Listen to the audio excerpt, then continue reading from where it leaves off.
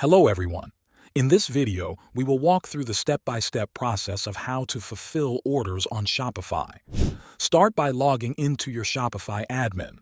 From the main dashboard, click on the Orders tab on the left-hand menu. This will take you to the list of all orders placed in your store. Look for orders that are marked as Unfulfilled. These are the ones that need to be processed. Click on the order number or customer name to open the order details. Inside the order page, you will see all the information you need. This includes the product they bought, the quantity, the customer's shipping address, and payment status. Now scroll down and click the Fulfill Item button. You can enter the tracking number if you have one. If you bought the shipping label through Shopify, the tracking number is added automatically.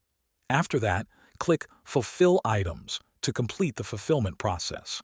The customer will get an email with tracking information and confirmation that their order has been shipped.